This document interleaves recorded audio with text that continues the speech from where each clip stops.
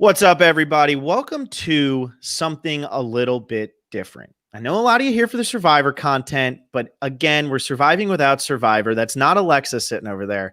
Today, I'm joined by Mike Spector, one of the best bettors over at bettingpros.com.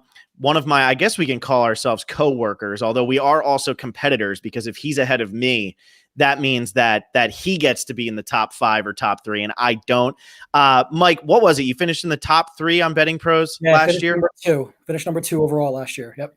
So at least if we're going to branch out from Survivor content on this channel, we're going to do it in a way that is worth your while. All of you know that obviously I'm big into the betting thing right now. Been working over with Betting Pros for a while. Have been talking to Mike a lot about everything in the NBA bubble and MLB and all of that. And with the NFL going into week 3 of this slate, we figured why not give it a try and start putting our expertise out there, because he's the second best. And I was in the top 10 until about week 10 last year. And then I fell off so hard because I'm one of those idiots who was like, if I'm not going to win it, I'm going to try to win it. And I started making crazy bets trying to go against people to move myself up. And all it did was drop me down to about 140th place. So, don't look at me for bankroll advice, but I think I can help you out here with the betting. But Mike, I'm glad to have you on. I'm glad we were able to do this, and hopefully you can make this into a weekly thing. I think this could be a lot of fun.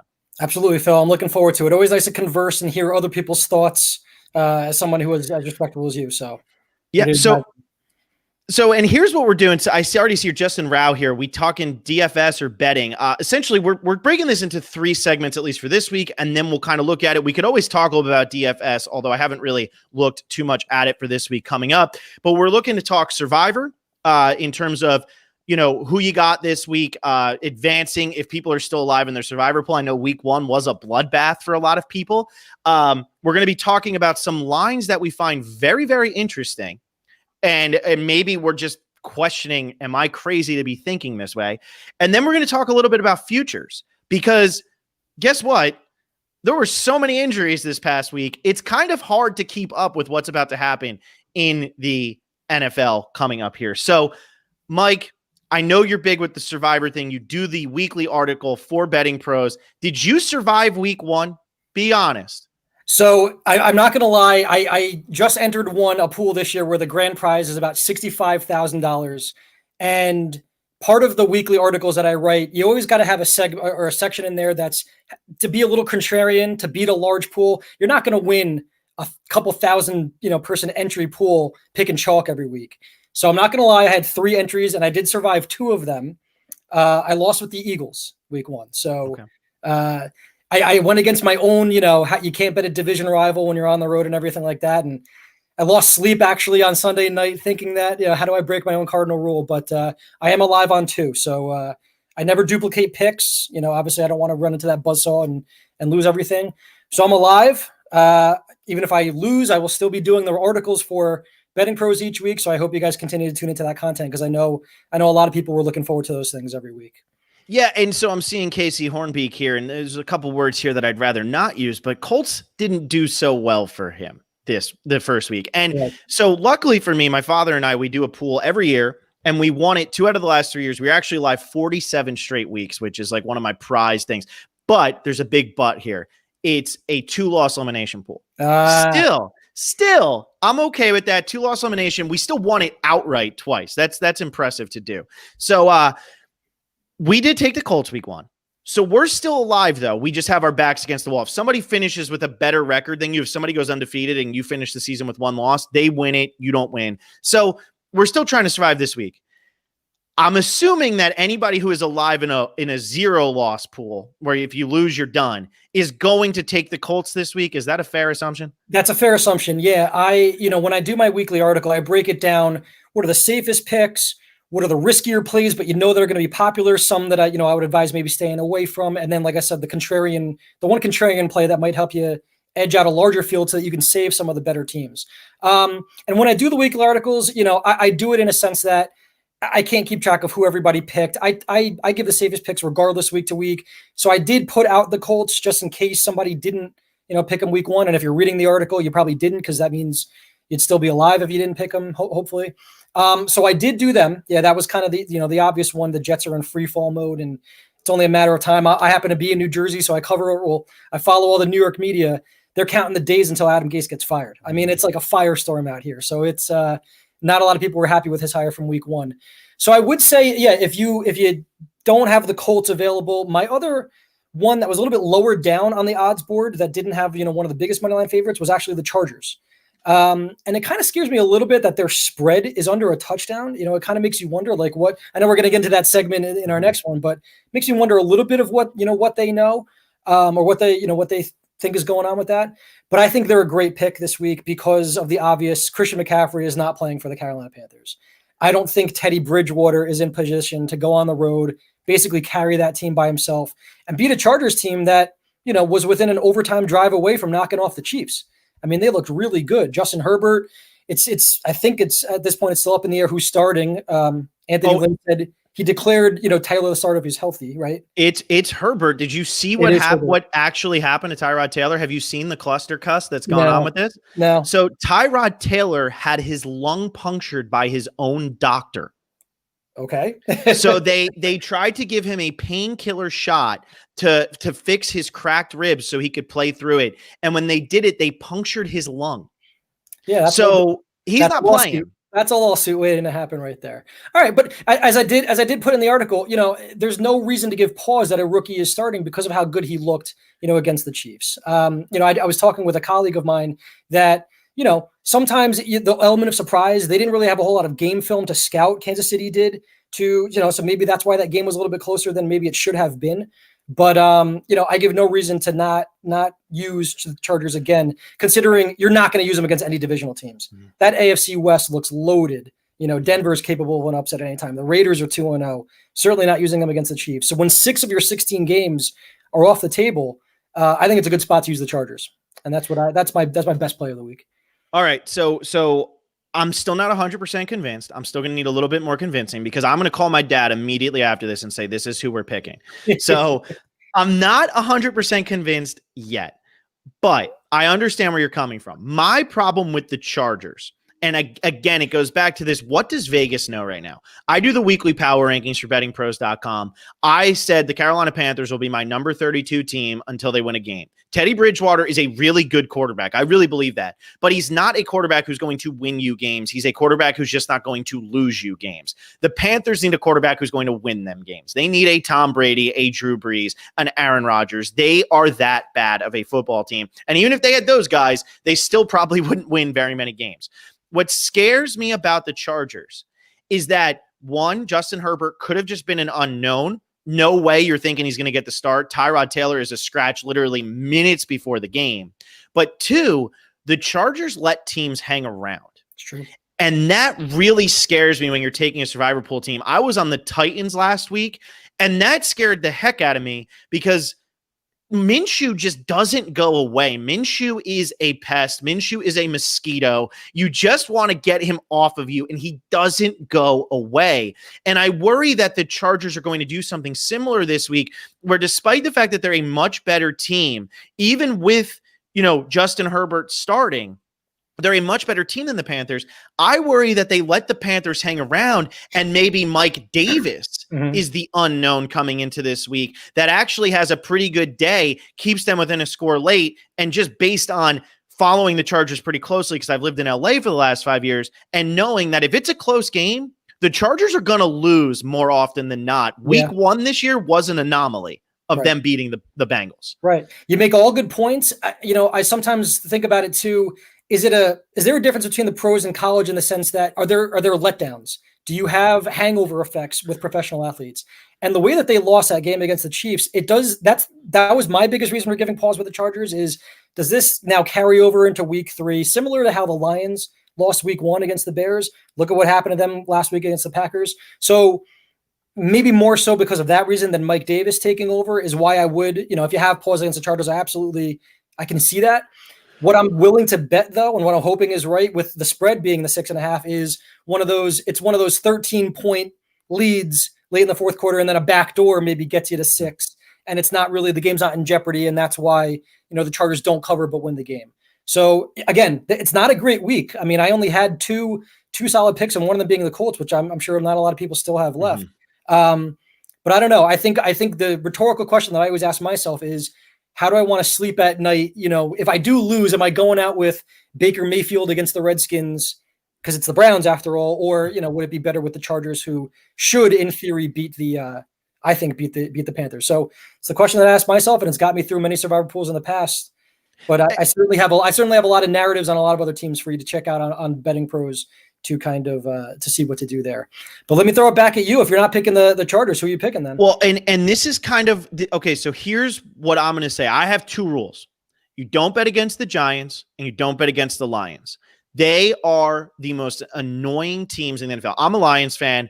They should be 12-4 every year. They underperform every year. Matthew Stafford's whole career has been a failure. I don't care what anybody says. Like, it's been a failure. He's never won a playoff game. He had Calvin Johnson on his team. He's always surrounded by weapons. His defense is always garbage, so it's not necessarily just his fault. But his career, as far as I'm concerned, has been a failure, despite the fact that the Lions' franchise history is so pathetic that he leads the franchise record books by thousands and thousands of yards, because the Lions are just a pathetic franchise. However, they're going on the road to play against a Cardinals team this week. Cardinals are favored by 5.5.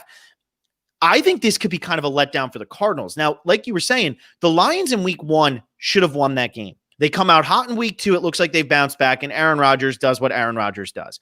I think the Lions are a bad football team, but I also don't think that the Cardinals are as good as people think they are right now. And I think that this is a spot, home game against an 0-2 team.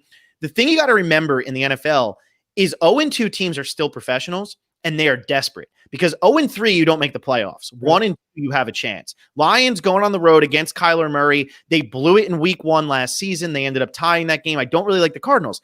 Another one, San Francisco 49ers, all the injuries in the world right now.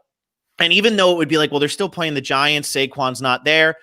Don't bet against the Giants. It's a home game for the Giants. Not scary for the 49ers, because they're actually playing 2 road games in a row in the same stadium. So that's not a big deal. Whole week. Yeah. It's crazy. But with Garoppolo kind of hit or mid, they don't really know yet. Kittle should be back, but they're not going to have Raheem Mostert. They're not going to have Bosa. They're not going to have Solomon Thomas. I don't know about D Ford yet. It's just too many names. It's too much of a laundry list. So those are my 2 rules. So the other game, there's one other game that I am possibly considering, because I agree 100% with what you said about the Browns. There's no way I'm taking the Browns.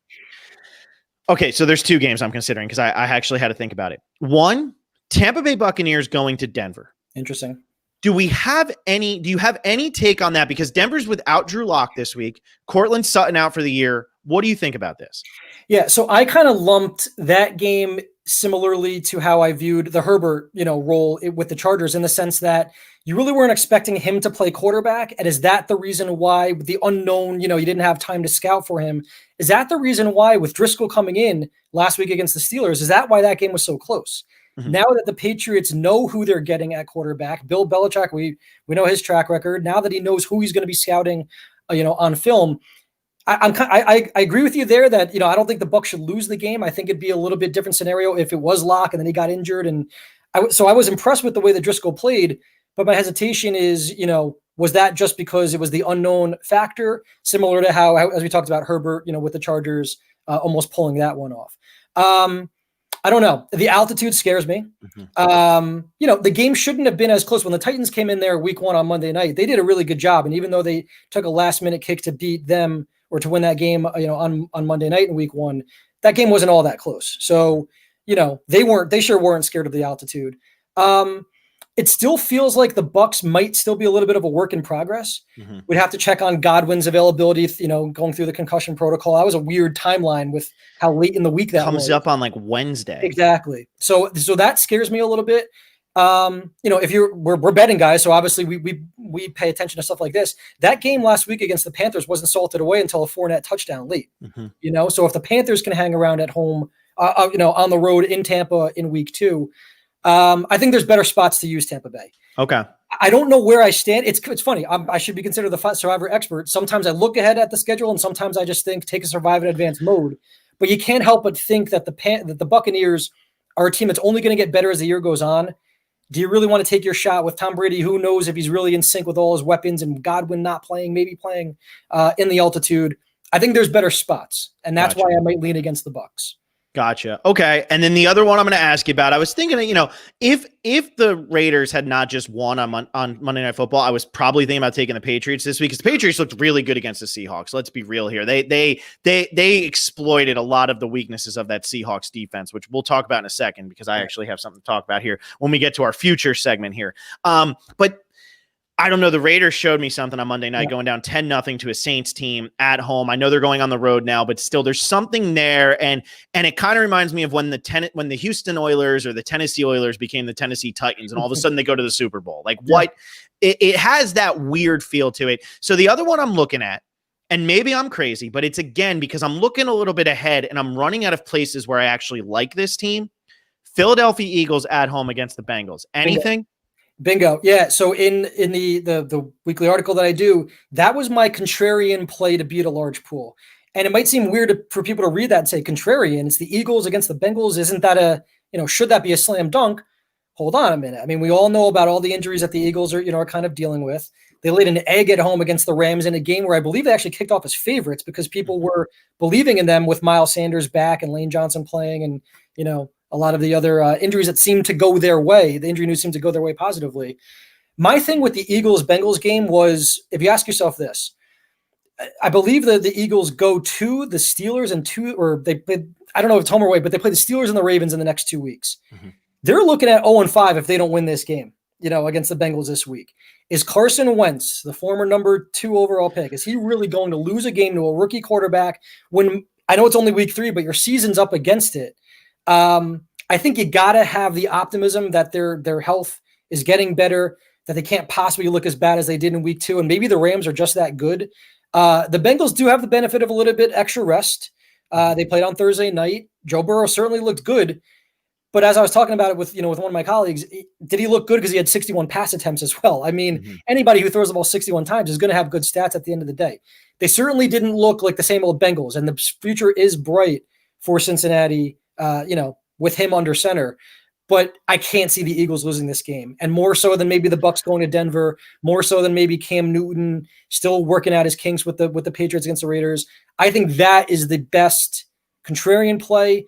It's a little bit of a hold your nose kind of game, but really are the Eagles going 0-3 by losing to a rookie? That I think would be the safest of all the ones you're kind of middling about. So.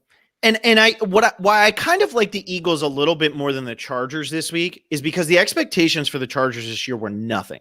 They were last place in that division, no doubt about it. You got the Chiefs, the Broncos, and the Raiders. The Raiders and the Broncos were both going to be around 8-8, 9-7, maybe 10-6. But nobody was expecting the Chargers to be anywhere near anything. After last year, what happened in the last year of Phillip Rivers, they weren't very good.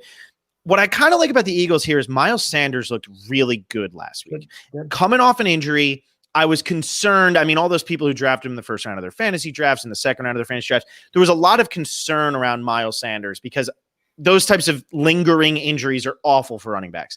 He looked great last week, and he's about to go up against a Bengals defense that just gave up 215 yards on the ground, I think, last week. And Kareem Hunt and Nick Chubb are great, but Kareem Hunt and Nick Chubb aren't Barry Sanders and Walter Payton. Right. They're Kareem Hunt and Nick Chubb. I could see Miles Sanders running for 160, 170 yards in this game and them getting a 10-0 lead and being able to grind the clock and Cincinnati just not be able to get off the field and get Burrow a chance to actually win the game. Because Burrow against the Eagles secondary, there's going to be a little bit of success there. That's for sure. But I think a home game, like you're saying, the Eagles were right up there with the Cowboys, supposed to win this division. And they right now are looking up at every single team and have looked worse than the Giants so far to start this season. I think you got to go with the Eagles here. Although I do understand your reasoning with the Chargers. I'm just so scared of defensive teams only when I take survivor pools. And I agree with you on the running game. Doug Peterson, there seems to be a little question mark surrounding Wentz's decision-making lately. Part of that maybe has to do with his offensive line not protecting him very well. They let up 8 sacks, I think, against Washington, in week 1. So I think you're going to see them lean heavily on the run game. I remember seeing somebody put out, you had one viewer ask about DFS.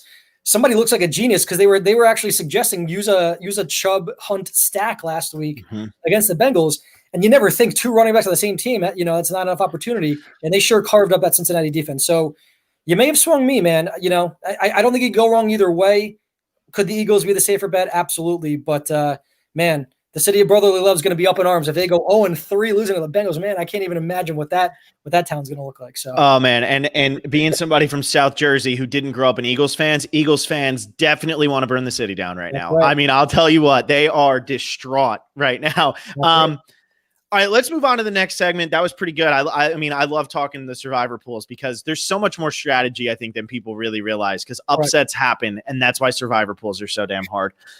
So let's go on to some spreads that are a little bit strange. Yeah. And I know you have some that jumped out to you, but I want to talk about one right away, and that is the Thursday night game. I am having such a hard time with this game because I love the Miami Dolphins. And I feel like I might be the only person in the country who loves the Miami Dolphins going to Jacksonville against a Jaguars team that upset the Colts in week 1, very nearly pulled the upset in week 2. But what we saw with Minshew last year is the longer the season went on, the worse he got. And the Dolphins, even though they're 0-2 and nobody's expecting much from them, they didn't look too bad against the Bills last week. I know that, Josh Allen makes that bomb throw to John Brown on 3rd down and long to make the game 31-20. I mean, if it's not for that, the Dolphins could have been driving to score a touchdown and possibly win the game at the end, not just go for garbage time. Fitzpatrick's all over the place. It's Thursday night, and it's again Vegas saying to me, and I know it has since moved, honestly, since this podcast started, which is insane because I just refreshed it, but there's still going to be books out there that have it at -2.5 for the Jaguars. It feels too obvious for the Jaguars. You're giving me the hook. That sounds awesome. Am I missing something? I don't think so. It's also, I agree with you. This is one of the ones that caught my attention too, because of the way the line moved initially. Part of what, the work that we do at BettingPros, we have the news desk going.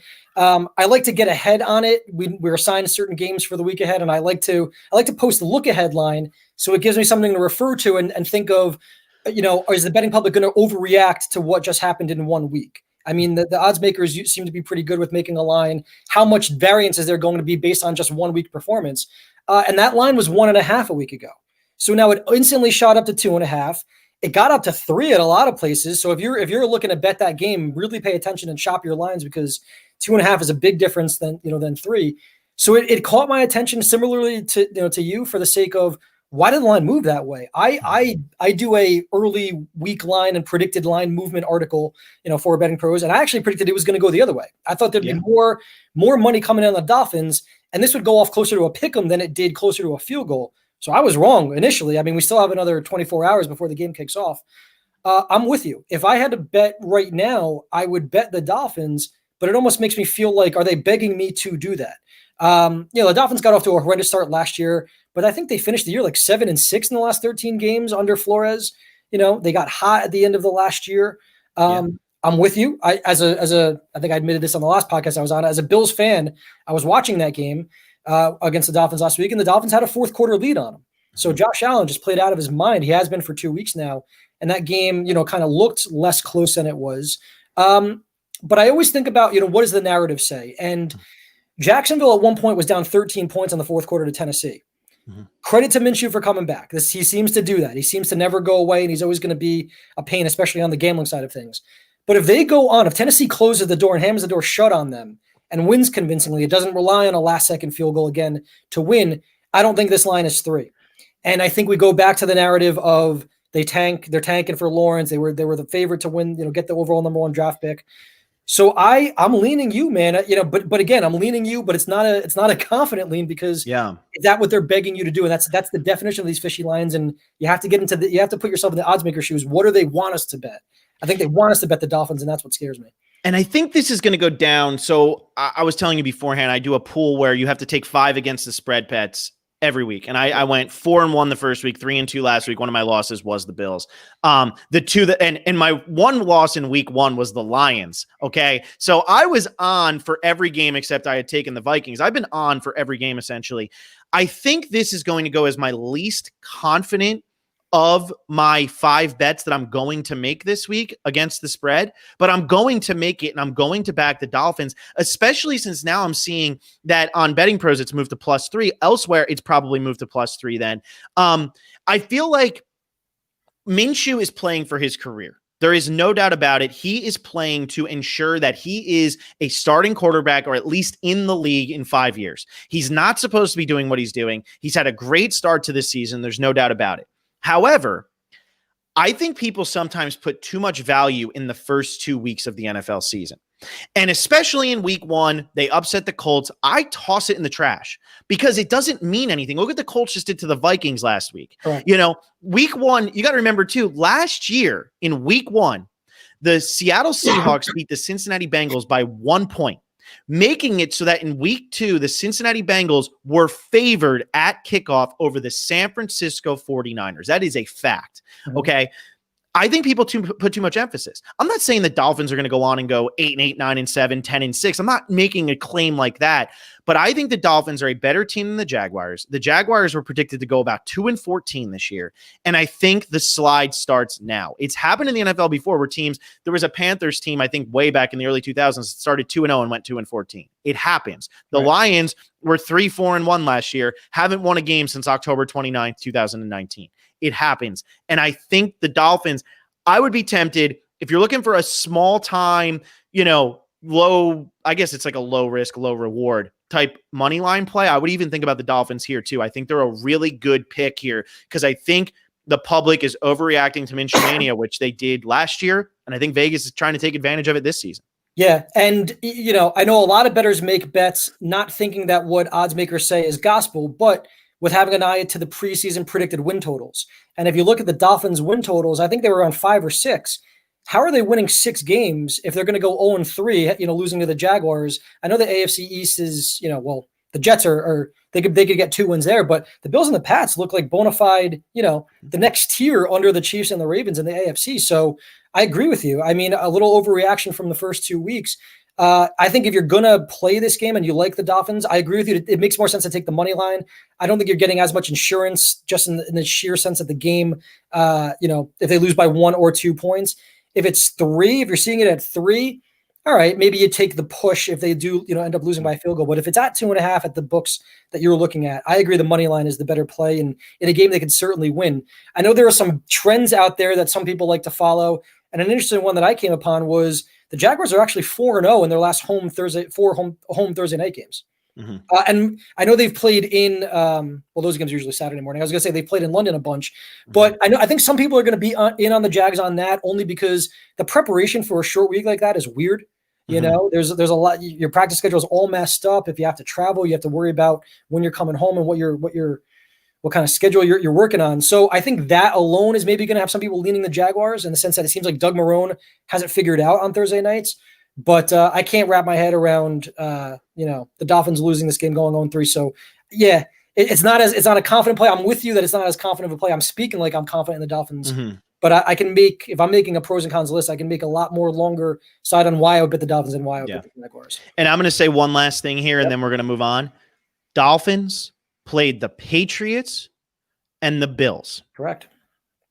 There's no shame in going 0-2 in those 2 games. It's not like they played the Bengals and the Panthers and they're 0-2. They played the Patriots, who clearly are going to be a contender with Cam Newton under center, and the Bills, who have a guy who just threw for 417 yards and 4 touchdowns. Now, I get that was against the Dolphins, but I'm just saying Minshew doesn't have that ability. James Robinson had a good game last week. I think the Titans took him a little bit for granted, happy they were up.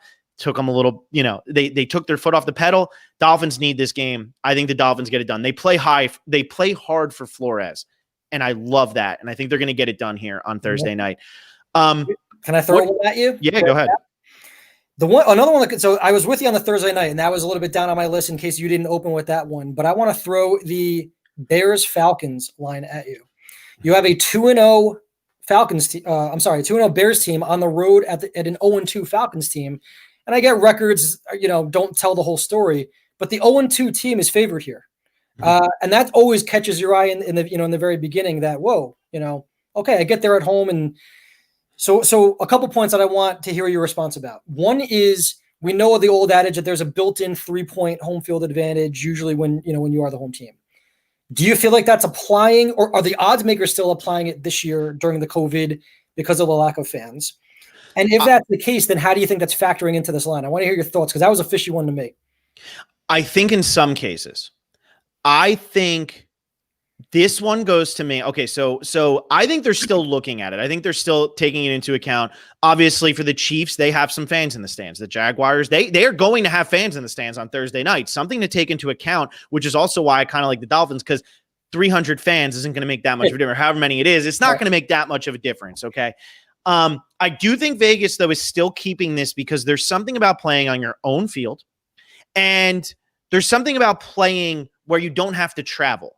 Atlanta's at home here. The Bears have to travel from Chicago. Or where did the Bears play last week? Were they in New York? They were home against the Giants. They were home against the Giants. Okay, so they're traveling from Chicago. Not a crazy cross-country flight or anything like that, but still something. I do think that that's being taken into account still, especially when it comes to these NFC South dome teams. In the Saints and in the Falcons, they are so much better in the dome than they are elsewhere. And I think that makes a big difference because that's Matt Ryan's specialty. Julio Jones hasn't gotten going yet at all. I mean, week 1, he had a really good week, but then his hamstrings kind of come up. And they still have, 2 of the top 5 receivers in the NFL in terms of receiving yards. And Julio Jones isn't one of them. Think about that. Russell Gage coming out of nowhere. So what I'm thinking is, and this happened last year, actually, the Browns were favored over the Bills later in the season. I'm trying to look exactly what week it was, but it was 1, 2, 3, 4, 5, 6, 7, 8. So it was going into the Browns' 9th game of the season. They were below 500 and the Bills were above 500 and the Browns were favored. I'm pretty sure, and I might be making this number up, so everybody take it, but there's a ridiculous stat, something close to between 70 and 80%, that when Vegas does this, the favorite, the team with the worst record who is favored, almost always covers. And in that game, the Browns beat the Bills 19-16. Yep. It had opened at 2.5, went off at 3, so ended up as a push. But if you got in early, you won. Falcons coming off an absolutely devastating loss. Bears are a little lucky to be 2-0. They could easily be 0-2. I think Matt Ryan and everything is going to take total advantage of this. I think their defense hasn't actually been terrible this year. It looked really bad in the second half against the Cowboys, but that game should have never went the way it did anyway. Yeah. So I think that's why they're making the Falcons 3-point favorites. Do you like the Falcons here, or are you more on the other side? And I think I had that stat that you threw out in the back of my head, but it goes with the old adage, and that's something that every bettor should be thinking. When it doesn't seem right, it usually is. You know what I mean? There's a reason why Vegas makes money, although we'll get into this in a little bit, but they didn't last week. They actually got crushed last week because so many favorites, did win. But my first reaction was, that's interesting. The undefeated Bears are underdogs. And then I started to think a little bit more in technical terms. I try to get into the general public's head, or is everybody just going to love the Bears because they're the undefeated team that's underdogs? But you get into technical terms, they got waxed in week 1 at home. The Falcons did by the Seahawks because Russell Wilson is just on a different planet right now. Okay. And that, I think we can give them a pass for that one. They let up 40 points to the Cowboys. Okay. They had a tremendously horrendous meltdown, being up 19, I believe, was their biggest lead at some point in that game. Onside kick, doesn't go their way and they lose that game. But what I think the odds makers are thinking here is, forget about the Russell Wilson week 1 explosion. Forget about the fact that they gagged it against the Cowboys. They looked good in that game. And they had the NFC East favorite dead to rights. And, hopefully that they're professionals and they can move on and they're not going to let that bad loss carry over into this week. But also, Mitchell Trubisky is not Dak Prescott and he's not Russell Wilson. And he's not going to be able to do the things to take advantage of their bad defense as did the other 2 quarterbacks. So that's why I don't think the odds makers minded, making them 3-point favorites. But also, I'm sure they're thinking too, if we made the spread lower, as maybe I expected them to, then they would have got flooded with Falcons money. Yeah. And I think that they wanted to get ahead of it and not have such a one-sided. They wanted to make, kind of more 50-50 action than anything else. And I think that was their aim there. And I think they're going to get a ton of Bears money just because we keep going back to it. They're undefeated as underdogs, but I think they're going to get nice two-way action because of how they made the line. And that's what they're in the business of doing. Yep. So. And I think you're 100% right. The Bears should have lost week 1. The only thing more despicable than what the Falcons did is what the Lions did in week 1. But now that the Lions suck, nobody cares. Nobody's looking at them because they just lost by 21 points. But the Lions were up 17 points in the fourth quarter against the Bears and lost that game. And DeAndre Swift should score a touchdown, all that nonsense. They come out in week 2, they're up 17-0 against the Giants, and they almost do exactly what the Lions did. The Giants had the ball without Saquon Barkley, had the ball on the 20-yard line with a chance to win the game at the end. Who are they? But and the Bears aren't playing anybody. It's not like people were coming out and before the season started and saying Matthew Stafford is going to lead the Lions to the promised land. And nobody was saying this is Daniel Jones's year. Your New York Football Giants are about to be 10-6. They're going to the playoffs. They're going to up. Like, no, nobody was talking about that. The Bears have gotten lucky twice. The Falcons got dominated week 1. There's no doubt about it. I was actually on the Falcons in that game. I looked like an idiot. But in week 2, they should have won that game. And had they recovered the onside kick, they walk out of there with a 7-point victory and nobody even cares. Really, the Cowboys gifted them going for 2 down by 15 points. They go for 2 after the first touchdown. Don't get it. Now they're down 9. Falcons still have a 2-possession lead. And I think the Falcons just mentally shut off. Yeah. They essentially had a 3-possession lead with 5 minutes left in the game and they blew it. That is insane. 28-3 Super Bowl, taking your foot off the gas too early. I mean, it's brutal. Yeah. But I think you're right. I think that Vegas put it at the key number immediately because they're expecting a lot of people to come in on the Bears because the Bears are 2-0. Falcons just played an unbelievably public Cowboys team who is always going to take a lot of action. Right. And so people watch the downfall. They're like, no way the Falcons recover from that. They're done. And I think the Falcons come out and I think they're going to win this game. Not just by 3. I think they could win this game by 2 touchdowns. This is actually one of my better bets of the week. I'm with you. It was fishy to me. All right, so I wanted to see if you would take the bait there with the Bears because I happen to be on the same side as you. If you looked at the line and how the line movement went last week, the line was dropping considerably in favor of the Falcons. It opened up, I think, at like 5.5 or 6, -6 for the Cowboys, and I think it went off at 3 in a lot of places. So public was pouring in on the Falcons. There was respect from them there. At the end of the day, they got the cover. I know if you're a Falcons fan, you don't want to hear that, but at the end of the day, they got the cover. So I'm with you. All right. What else you got for me? Anything else? All right. Well, I have 2 more, but they're both the primetime games that I wanted to ask you about. Do you have any that aren't the primetime games that you want to throw out there? No, I was leaning. I think I know which one you're going to give me, but let's jump to those. Yeah. Well, I'm going to do them both here because they're both powerhouse matchups here. Right. Packers as 3-point underdogs going to New Orleans. Again, I think this goes into the fact that Vegas is still going to take into consideration the NFC South teams playing in domes. That's amazing. I don't think Michael Thomas is playing. I don't think he's going to be in this game. Their Saints are favored by 3 points. Is there any reason to not take the Packers in this game? Yeah, it's a good point. I knew you were going there because it was my similar concern as well. And not only that, the Packers have dropped 40 plus in the first 2 weeks. So it's not like they're not all 2-0s are created equal, right? You mentioned on it with the Bears not playing great competition. That's why they're 2-0. The Packers have won on the road to Minnesota, who, before the season started was a lot of people's favorites from the NFC North. They took care. What they should have done. They took care of a Lions team at home. So it's just they're not just winning games. They're decimating the opponents from the start. So maybe there's a little look to the over just because of how good the Packers offense is playing. But I think what odds makers are doing is still saying Drew Brees his entire career has been a different man home away from home as opposed to on the road. Yeah. Now, granted, that game in Las Vegas was playing in a dome. So those stats that I'm thinking of, and I'm sure you can recite too, are when he's playing outdoors compared to indoors. So it does give you pause a little bit to wonder, what the heck happened in Las Vegas? There were no fans in Las Vegas, so it's not like the Raiders, Black Hole Nation was getting fired up to play in their new stadium.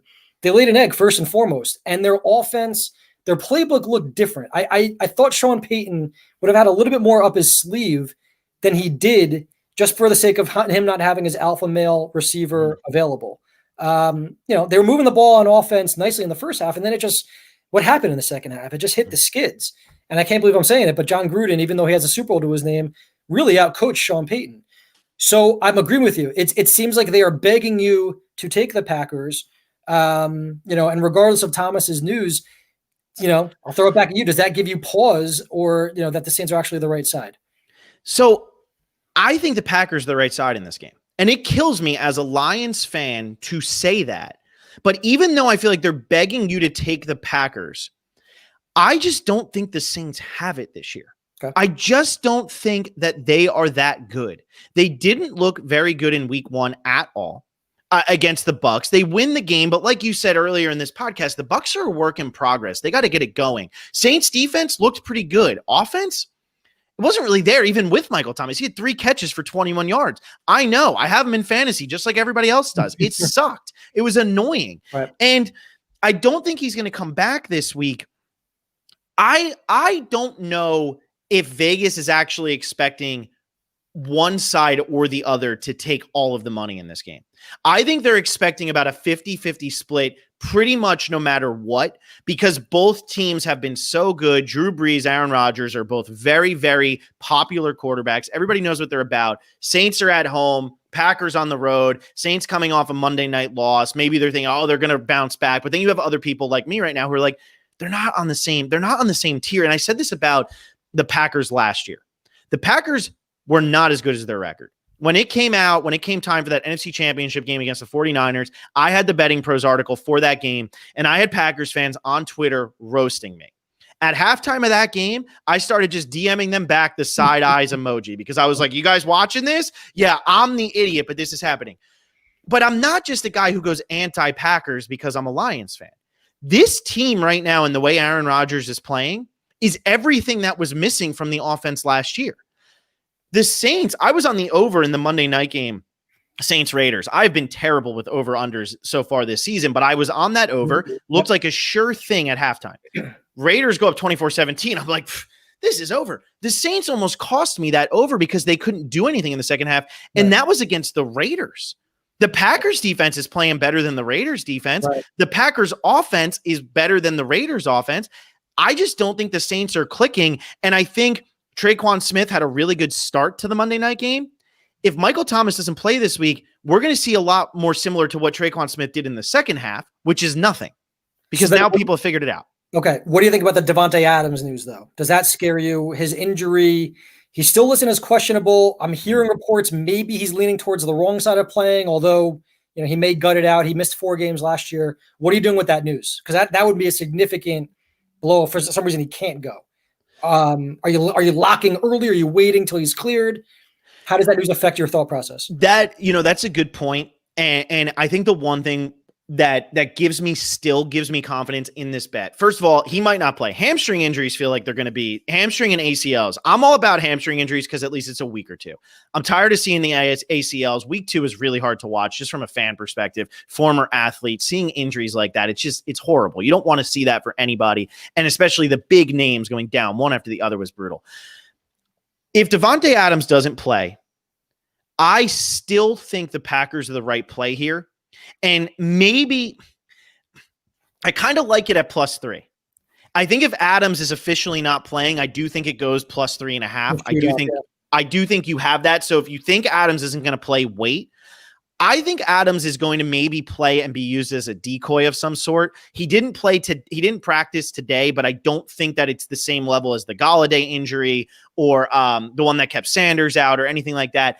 I do think he's going to end up stepping on the field. But even if he doesn't, if Devontae Adams and Michael Thomas both aren't playing in this game, I'm still going to give the edge to Aaron Rodgers because he's done it before with nobody. He's going to have Alan Lazard and he's going to have Marquez Valdez-Scantling. Okay. And he's going to find a way because he's done it before and this isn't new for him. Drew Brees is used to having Michael Thomas and still sometimes those Saints are a little shaky. Right. I think Aaron Rodgers finds a way. And also Aaron Jones, I know was against the Lions. Aaron Jones looked phenomenal last week. And I know Josh Jacobs didn't put up insane numbers against the Saints last week, but I think Aaron Jones could be a difference maker even if Devontae Adams is out. And in these types of games, I like to take the dog at the key number or more because this is going to be a one-possession game. And when it's these two good of teams, I like if Drew Brees is going to win, maybe he's driving late to have to score a touchdown to win, or he's down 4 and it doesn't matter. He's got to get that touchdown, or they're just driving to get in a field goal range for the game-winning kick. Like, it's 2 Goliaths going at it, and I want to talk about the Monday night game a little bit, but I do like the Packers. Do you disagree? Are you more on the Saints? I can't really get a read here. No, I just think it's a stay away for me as far as the spread goes, because there's too many unknown factors. I mean, is Sean Payton going to now pull a rabbit out of a hat with a weak of seeing no Thomas. Can he get creative now? Can he see what worked and what did not work against the Raiders? And now, do we give him the respect as the offensive genius that he is to now dial one up against, against the Packers? I think the stronger play for me, at least, and one I will be on, is the under 52.5. I like it because of, if Adams doesn't play, that obviously helps that cause. The Saints didn't look very good offensively. You mentioned all the key points, and I kind of hit it as well, of how their offense kind of looked out of sync without Thomas. And I also think the public now is looking at Rodgers posting back-to-back 40s and saying, man, this is an over team. It's going to be an over team all year long. And there's a little bit of an overreaction there. Mm-hmm. He did it against a leaky Vikings defense that I was on. That was one of my biggest season win total underplays, was the Vikings under, because you can't lose all your top 3 cornerbacks and expect to be competitive in a pass-happy league. And then we know the Lions, I don't have to tell you, I'm sorry to say it to us as a Lions fan, but they stink. So they put 42 on them last week. So I think there's going to be an overreaction, and I think people are going to expect Rodgers to put up 30 a game now every week. And so as a contrarian there, my stronger play is the under. No idea. I'm sorry I can't help you out more with the spread. I just think it's going to be a stay away. I don't want to force that play if I don't have a read.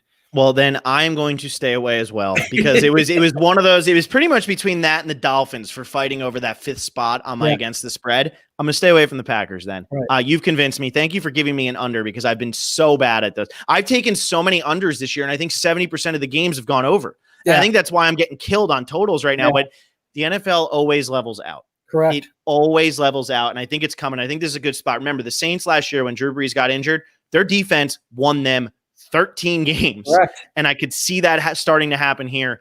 So I kind of like what your head's at here on the under. Yeah. I don't know if we mentioned the number. It was 52.5. So it's high. Yep. So it's why we like it. Go ahead. And so now I just want to talk about the Monday night game, and then we'll go into the futures, which, can be the shortest segment here, since I think futures people get frustrated. That's for the bettors right now who are so frustrated. Money. Yeah. Yeah. But so I'm looking at this Chiefs Ravens game. Chiefs are plus 3.5 going to Baltimore. Over under is at 53.5. I want to ask you about both of them, because this over under 53.5 is a high over by NFL standards. This isn't college football where they're going to be throwing up 70, 77. I took the Miami Hurricanes, Louisville Cardinals over 64.5. If you see a 64.5 in the NFL, you sprint the other way as fast as you possibly can. But in this one, 53.5, Pat Mahomes versus Lamar Jackson. We haven't seen quite the fireworks from either one of them yet this year. I mean, they both look good so far, but they haven't looked phenomenal. Pat Mahomes kind of struggled a little bit against the Chargers last week. And the Chiefs are 3.5-point dogs, giving us the hook. What do you think about these two lines? Yeah, we and you are on the same wavelength here with all this fishiness going on here. When the line first opened, I believe it was at 3 for a while at a lot of places. And my initial reaction was, that was laziness on the part of the odds makers, that, all right, if they're still doing the 3-point home field advantage, it's the obligatory lay the 3 and then see how the money comes in. And then once you got the hook, it's like, wow, are the Ravens really going to dominate the defending Super Bowl? Well, you can win the game and cover 3.5 and not dominate, but you're giving a hook to the defending Super Bowl champs who've proven they can win anywhere. So yeah, it caught my eye. I'm not going to lie. And then I resorted back to, I don't have the numbers in front of me. John Harbaugh is lights out in prime time. He has some ridiculous stat. If any bettors out there that want to, look it up as I'm speaking, their record in Sunday night, Monday night, Thursday night, any national spotlight games is phenomenal. The guy doesn't lose, in prime time. So I think people know that about him, and I think that they know the Ravens always show out. They've been dominant dating back to last year's regular season. I mean, Lamar Jackson, say what you want about his playoff performances, but in the regular season, my God, it feels like they haven't been challenged in forever. I can't even remember the last time they played a close game.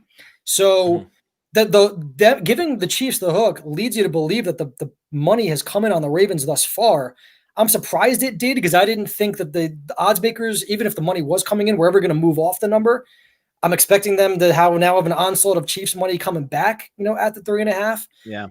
But I'm glad that you did hit the over under, because when I saw that this was the Monday night matchup, I couldn't help but my initial thought go back to the game in Mexico where the Chiefs play the Rams. And you never thought the Rams with Jared Goff was this offensive juggernaut, but that was like a video game. I mean, those teams combined for over 100 points. And, I think that's what the average bettor is going to think this game is going to turn into. And I'm surprised that it wasn't the highest over-under on the board, to be honest with you. I think it's the third highest. I think the Cowboys Seahawks is the highest over-under. So I keep waiting for it to be bet up. But every passing day that goes by that it doesn't, my thought process turns to, all right, if the Chiefs are going to push the Ravens here, if the Ravens haven't been pushed for a long time, does it cause them to be a little bit more conservative instead of the Lamar Jackson chucking it all around the yard, running, wild on defenses? That might be the only reason I could give for an under, but I don't want to be falling into the bait of it's got to be over because it's the last two MVP quarterbacks going head to head. Do you want to hear something absolutely devastating, Mike? So Monday night, I have to be at a wedding, and I will not be able to watch this game. Okay, I just want to say you're not an iPhone kind of guy at a wedding. You're not one of these. Well, no, I absolutely will be. Okay, right. First of all, it's my girlfriend's friend's wedding, and I don't know anybody who's going to be there. But what's funny to me is COVID has been going on for 6 months, and for what is going to be the most exciting football game of the year or of this early season, I have to be at a wedding. Yeah. All that to say, I started laughing while you were going because I looked up John Harbaugh's stat. The Ravens. Thank you for doing that, by the way. You're welcome. I got you. The Ravens. This is insane. Since 2008, in the John Harbaugh era, the Ravens are 14-1 and have won 12 straight home primetime games. Unbelievable. It's right? Unbelievable. It's unbelievable. And so I'm struggling with this one because while I probably won't, you convinced me to not take the Packers this week. I don't know if you can convince me to not take the Chiefs with the hook. Yeah. I don't think you can convince me of it. The over-under, I'm going to stay away from it because this could go either way. Okay. And I have a friend who we pretty much just call a mush because every time he bets something, it goes the opposite way. And for that Chiefs-Rams game that you were talking about, which ended up not being played in Mexico because they moved it to LA. Remember, because that was you're right. Thank you. Field conditions. I live in LA. My friend got tickets to go to that game and said, no, I'm not going to go because he didn't want to pay the money for them. And it ended up being one of the greatest football games of all time. So I was like, I should have known it was going to be the greatest football game of all time. You weren't there. So I'm probably going to wait to see what he does on this over under and then maybe make a play because I don't like that. But I cannot justify, no matter how good the Ravens are, no matter how good their rush attack is, no matter how good their defense is playing right now, and no matter how bad the Chiefs looked against the Chargers last week, I cannot justify not taking the defending Super Bowl champions with a hook. I can't do it. Right. I'm with you. And, I'm sure skeptics out there about those numbers that you just stated are going to say, well, that was in front of 70,000 rabid fans and their home field advantage is much, much greater under normal circumstances. So yes, they're still at home, but it's not going to be the same setup. I'm with you. And I don't even think it's a tempting you kind of thing. Again, I think odds makers know, or at least the informed people are going to know that Baltimore is a good primetime team, and they're going to be on them because again, they've blown out the Browns and the Texans, who weren't thought of to be awful football teams before the year. We mentioned how the Bears are 2-0, but nobody cares because they beat nobodies. The Ravens haven't beaten nobodies, and they've looked great, kind of doing it. So there was that respect factor that got them from 3 to 3.5. But I am totally with you with the hook. If it goes back down to 3, I'm not as in love with it. But I would absolutely be on the Chiefs 3.5 if it stays that way. And you can get it whenever you want. So might as well lock it in early so that it doesn't go the other way back on you. Yeah. I completely agree. What are your thoughts on over under then? I know you said you're going to wait to see what your boy says. I can't. You know what the problem is? Like I said, so right now in terms of betting pros, I am at up 6.74 units. I'll take that. Through the first 2 weeks. It's been a weird year so far, but I'm up 6.74 units. So I'm happy. I'm content with all of that. These are on 1, 2, and 3 unit bets, by the way, anybody who's listening and doesn't know that. It's 1, 2, and 3 unit bets. I'm up 8.07 against the spread, up 5.11 on the money line, and I am down 6.44 on over under. I haven't had a good read on the wrong person then. Yeah, I haven't had a good read on over unders. This is a game where I would go under. And my reason being that it's going to be close the entire time. And in these close games, it tends to tighten up in the second half. And we saw that with the Raiders and the Saints. That game almost didn't go over. We have two of the most explosive offenses ever right now, like out on the field for this game.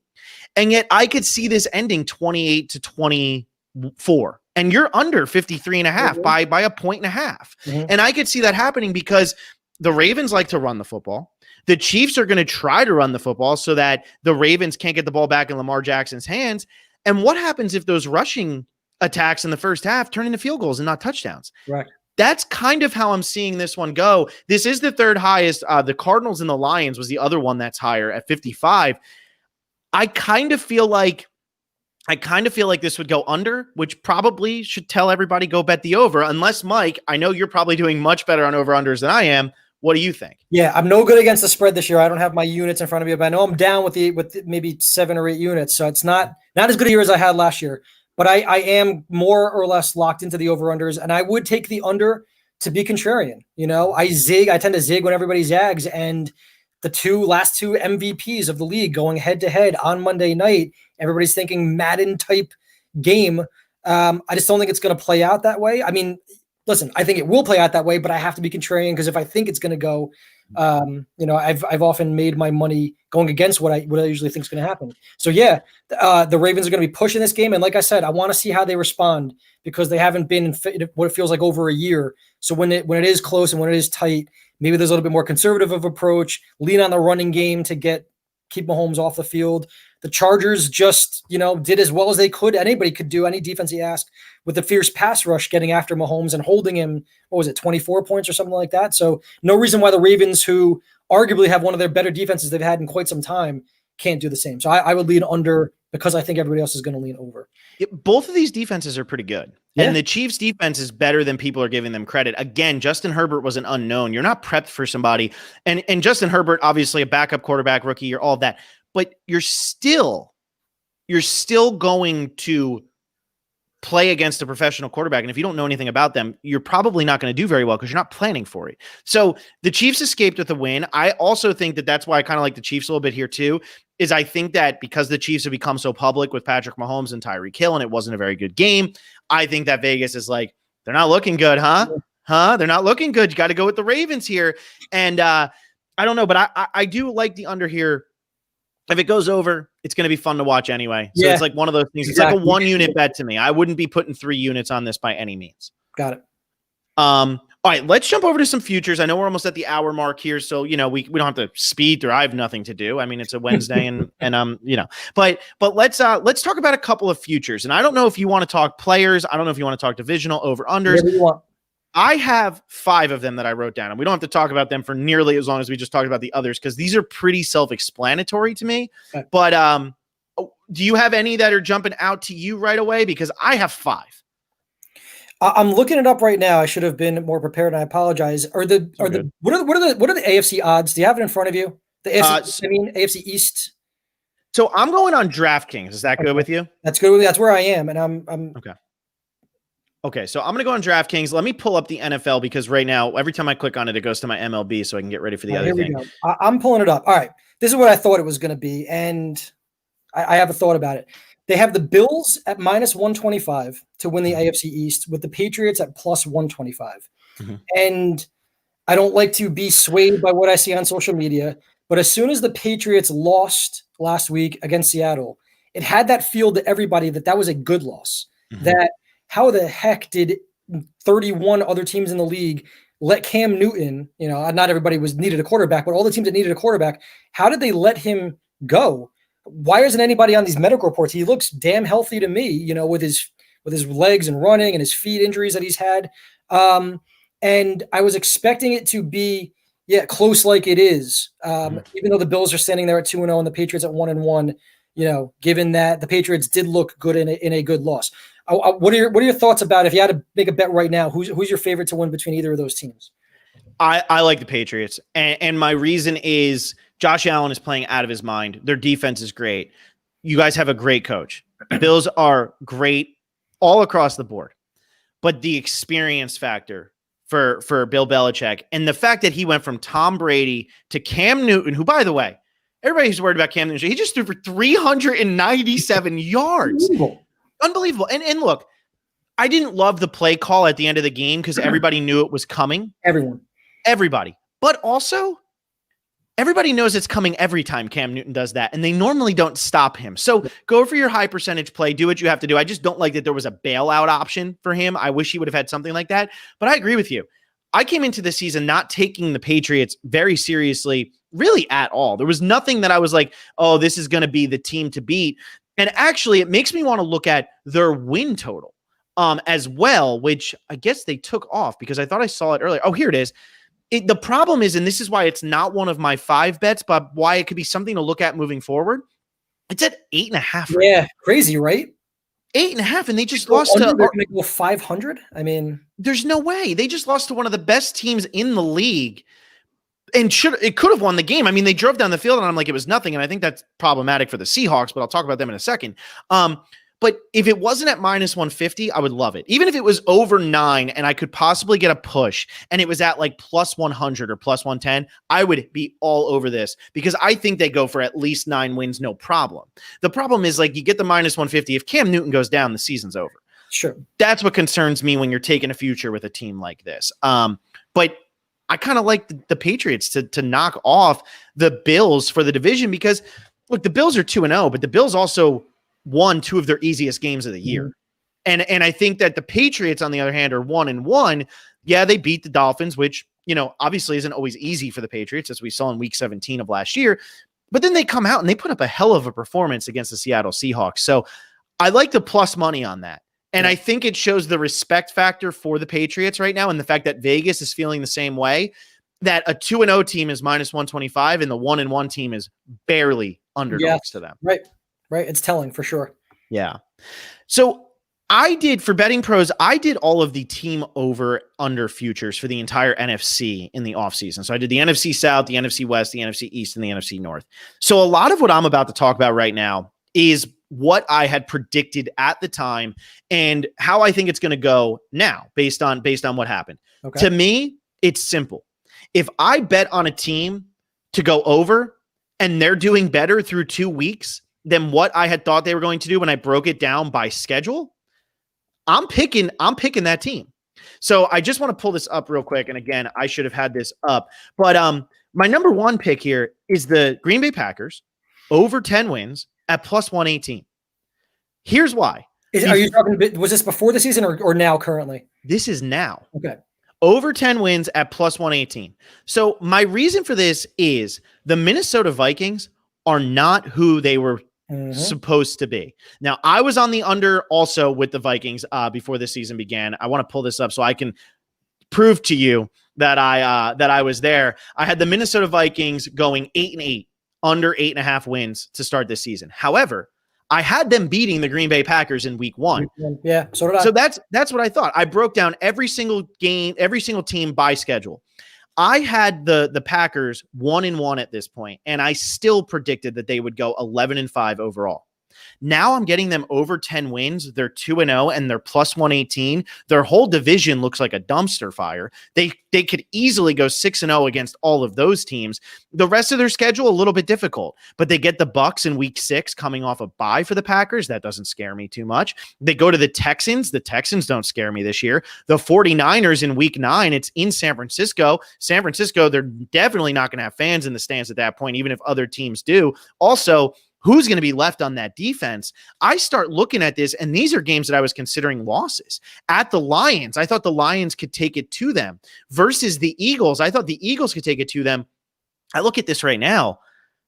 I see the Packers going possibly 13-3, just like they did last year. Even if they lose this week to the Saints, I would take the over right now at +118. I think it's a great number. But if they lose to the Saints this week and this drops down to over 9.5 or over 9, and you're looking at like a plus, or even if it's at over 10 and it's at like a +170 or something, +150, hammer the hell out of that.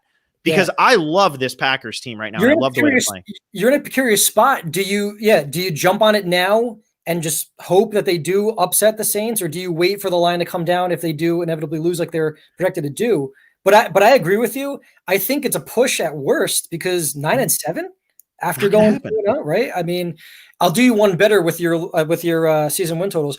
I did it. I was doing articles I found a fascinating prop thing bet that you could do from FanDuel, where it's picking the exact order of finish for every division. And some of these odds are astronomical. Like it's boring to pick the Chiefs to win the AFC West. You know they're going to win the AFC West. I don't want to lay the minus 500, whatever it was. But can I pick every team in order, first through fourth place, and always get plus money odds out of it? And people thought I was crazy. I got hammered on social media for it. I picked the Vikings to finish fourth in the NFC North. I think it's going to happen. So, and again, I don't know why, but like an idiot, I picked them to beat the Packers in week 1. So I totally had egg on my face and contradicted myself with everything that I had there. But seeing as that is more likely to come to fruition now, with the Vikings just look horrendous. But yeah, I'm with you. I think it is an excellent, you're getting value with plus money odds too. Nobody thought they were any good when they went 13-3 last year. And it feels like it's the same. Well, it's not the same narrative because they're dropping 40 points on everybody, but if they went 13-3, they're dropping 40 points 2 consecutive weeks. They've beaten 2 divisional teams. I'm not seeing an under. I think it's a great bet, Phil. Yeah, I think, like you said, push at worst. And here's my answer to your question where it was like, you're in a precarious position because do you take it now or later? Yes. Take it now and later. That's like, honestly, and I know that's a danger. You obviously want to get in at the best time and you want to do all of that. But in a bet where I predicted before the season began, and now remember, when the season began, their projection was over 9 wins. So Vegas was not expecting them to start 2-0. Okay. So when I look at this, everybody keeps saying you look like Ben Roethlisberger. I just got to throw that out there. The comments over here, that's what they keep saying to me, Mike. So that's a good thing. Yeah. Should even Ben Roethlisberger? Exactly. So yes, that is a compliment. If you had the full beard, maybe not. But so when I'm looking at it, it was over 9 wins. Vegas is already like, whoa, they won a game they weren't supposed to here. I had projected them going 11-5. I still project them to go at worst 11-5. I can get them over 10 at plus money. And then if they lose somehow to the Saints this week, which could happen. I mean, look, we were saying stay away from it. If they do lose to the Saints this week, now all of a sudden you're going to probably get over 9.5 or over 10 for plus money. I don't see this Packers team not winning 11 games. As long as you can get plus money on this, do it before Vegas gets wise. That's my take on it. And even if Devontae Adams is out, as long as Aaron Rodgers stays healthy, I think the Green Bay Packers this year are winning at worst 11 games. And yeah, I don't get it. I'm trying to get it and I don't get it. And what I like about that play too is if they are up at the top, fighting for that number 1 overall seed, let's remind the viewers, there's an incentive to get the number 1 overall seed this year. In years past, the top 2 would earn you a bye. If you get the number 1 overall seed now, you're the only team that gets a bye in the first round. How they expanded the playoffs. So more motivation to kind of go full throttle and get every win that they can if they are in a position to be in for that number 1 overall seed. The NFC West is going to start cannibalizing each other. The NFC East, I think 8, 9 wins in that division. So we could be looking at the best overall team in the NFC. I love it. Yeah. What else? All right. My next 3 bets all come from the same team. So I just want to hear what your take is on them. Okay. Another one of those, when the season began, I said they're going to win 10 games. Their over-under was at 8.5. Clearly, Vegas wasn't expecting them to start 2-0 because now their over-under is at 9.5. But like I said, it's a simple process for me when it comes to this. If I was already predicting 10 and it's still under that and I can get an over for plus money, I want it. Los Angeles Rams, over 9.5 wins. I know they're going to play your Bills this week. Yeah. I'm not worried about that. I'm really not. I think that they can beat that Bills team. I think the Bills are really good. I know Bills fans. My uncle's a Bills fan. One of my best friends is a Bills fan. You guys are crazy. I respect that you throw each other through tables. But I think the Rams are the real deal. And I think the biggest overreaction possibly in the last 10 years in the NFL is that the Rams stunk last year. It's the biggest myth in the history of the NFL. It's like saying that Joe Namath deserves to be a top 5 quarterback. That's what this feels like to me. If we had 7 teams in the playoffs last year, the Los Angeles Rams are 9-7 and are the 7th team. Everybody was acting like the Los Angeles Rams were 6-10 and they came off the Super Bowl and they're such garbage. Jared Goff looked terrible. Sure. Todd Gurley, he was non-existent. The offense was a mess. That defense kept them in every game long enough to go 9-7 and put themselves in a position in week 17 to possibly make the playoffs. Now they're 2-0. They just dominated the Philadelphia Eagles in week 2. They They took care of the Cowboys in week 1. They just beat the 2 best teams in the NFC East. They're going on the road to take on the Bills, who I think they can beat. Then they go Giants, at Washington, at Niners, versus Bears, at Dolphins. In those 8 games, with how the 49ers injuries stack up, they could easily be 7-1. Easily. And so when I'm looking at this, even if they lose to the Bills, and even if they were to lose to, let's say the 49ers, they're still 6-2 through the first half of the season. And you got to find me 4 wins on the back half. Schedule's tough. There's no denying it. That's when they start to play a lot more of their divisional opponents. But nobody's going 6-0 in the NFC West this year. Right. So what do you think about Rams over 9.5 at plus 123? I like it. I like it more so now that I've seen them through 2 weeks, because my biggest negative against them coming into the season, I didn't love the fact that Wade Phillips was no longer there. The longtime defensive coordinator. I thought that would be a huge thing for them. I mean, he's one of the better defense coordinators of all time, and certainly within recent years. So adjusting to a new scheme, I didn't know in a high octane offensive division like you have with Arizona, Seattle, and San Fran all around you, I thought they would struggle defensively. And I've been so pleasantly surprised of what I've seen from on the defensive side. You always knew what you're going to get out of Aaron Donald. He is a one-man wrecking crew on that line. And when he is getting double and triple teamed, it just frees up everybody else to attack the quarterback. We just saw the Cowboys, I know it was against the Falcons defense, put up 40, and they made Dak and that offense look pedestrian. And that was the Cowboys' calling card, coming into the season, is we thought that they were going to be one of the most heavily, the firepower. It looks like they're going to be in shootouts now every game. Their over-under, for God's sakes, is the highest on the slate this week. So they're expecting other offensive output for them. They made them look bad. I know that was week 1. So I like it because of their defense has solved a lot of the question marks that I had coming into the season. You always have Jalen Ramsey there that's going to lock up your number 1 receiver, which will bode well if they, looking at everybody else in the division. DeAndre Hopkins, if he can neutralize him or at least make him a shell of what he is Kyler Murray in that offense the same as what they've been the first 2 weeks? So I think they stack up well against Arizona. You love the fact that their crossover division is the AFC East, because again, outside of the Bills and Pats, and I agree with you, that's a winnable game. I hate to admit it coming from Bills Mafia here, but the Jets and the Dolphins are 2 of the worst teams in the league, let alone the division. It sets up nicely. It's almost like the NFC West got rewarded because how strong that division is. Good, let's throw them a bone and let's have them play, 2 of the worst teams in the crossover division. It's almost like they gave them that saving grace there. Yeah. But I'm with you, and especially from what I saw out of the first 2 weeks, there's no reason not to be off their train right now. Yeah. No. And so just to put it into perspective, when I wrote this up back in whatever, I don't even remember when I posted, I think it was June or July, I had the Rams starting the season 3-2. I no longer see that as even a possible scenario. There's no way they go 3-2. I also had them finishing the division 3-3. Great. If they finish the division 3-3 and they start 4-1 at worst, if they lose to the Bills this week, but they start 4-1, I'm up a win. I'm at 11-5, and I had projected them at 10-6, which kind of leads into my next one. And this is not one that I would probably make a play on, but I think it's something worth looking at. And I'm kind of curious what your take would be on it.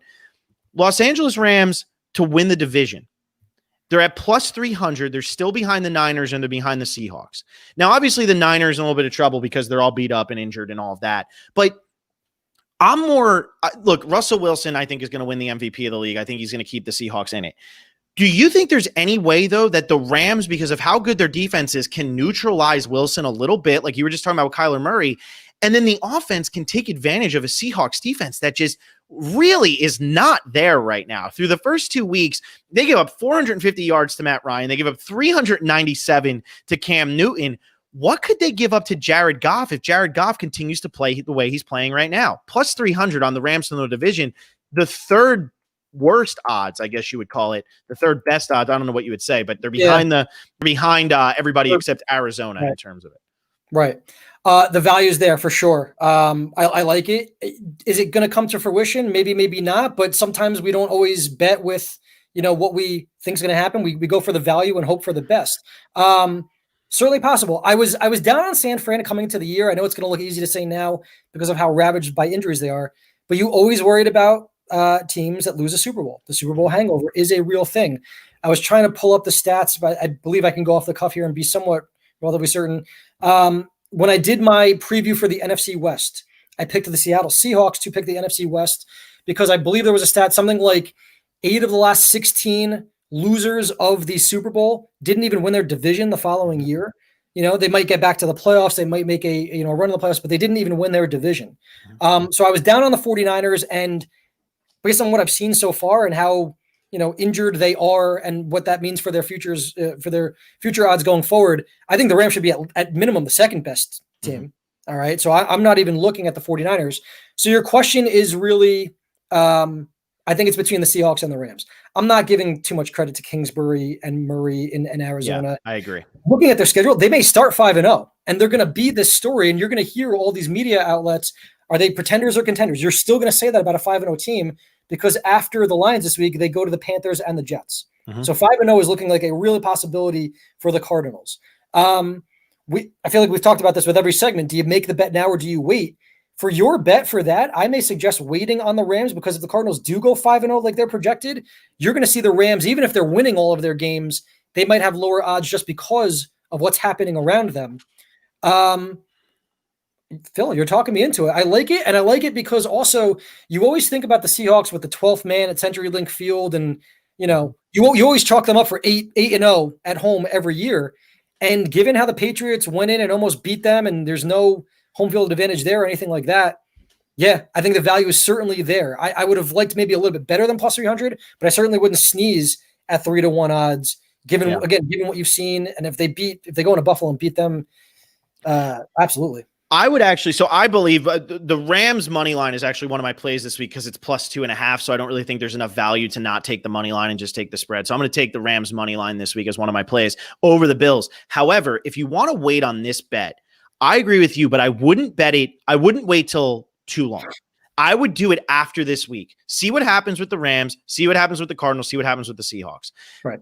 If the reason is this, if the Rams lose this week, they drop to 2-1. They're not losing any other. Then they play the Giants and the football team.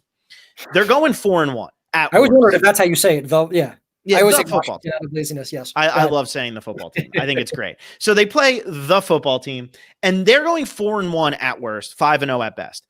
The thing is, Seattle and Arizona have very winnable games this week. As we've already talked about, you have Seattle taking on the Cowboys at home, which, again, doesn't mean as much. Actually, the team that's probably hurt the most by the pandemic is the Seahawks because they don't have the home field advantage anymore.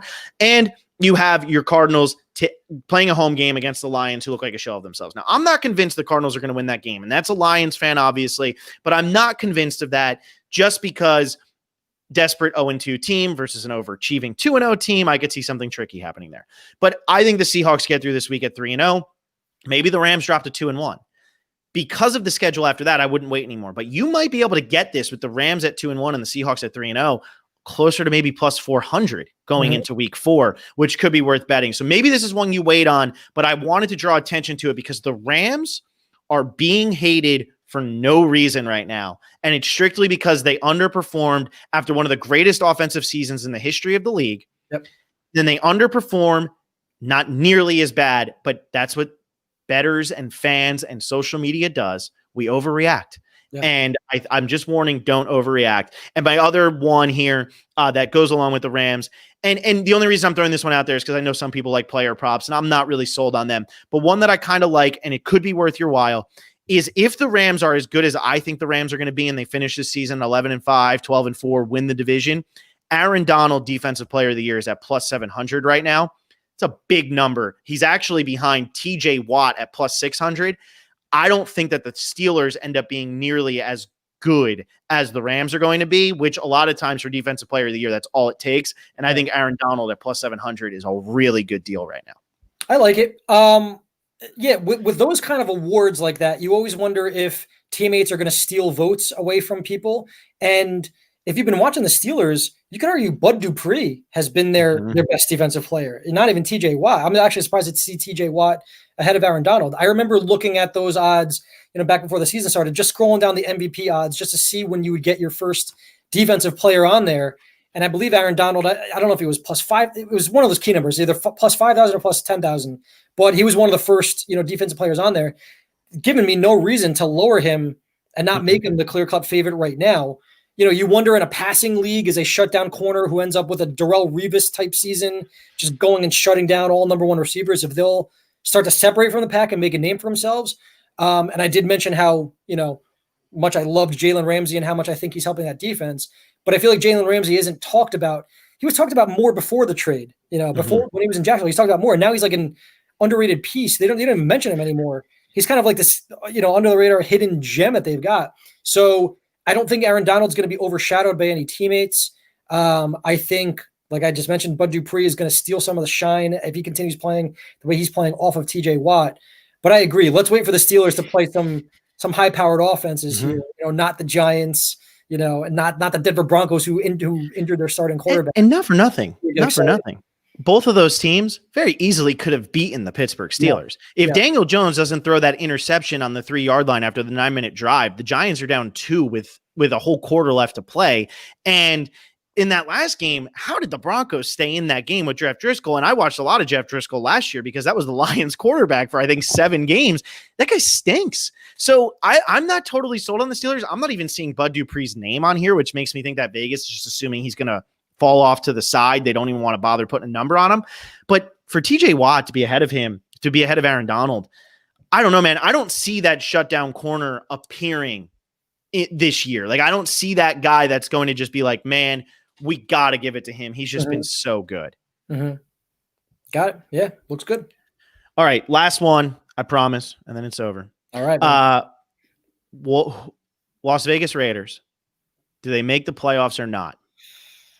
Do they make the playoffs or not? Okay. So going back to that exact order of finish article that I had written, I wish I could, go back in time and correct myself. Everybody had the Chiefs finishing first.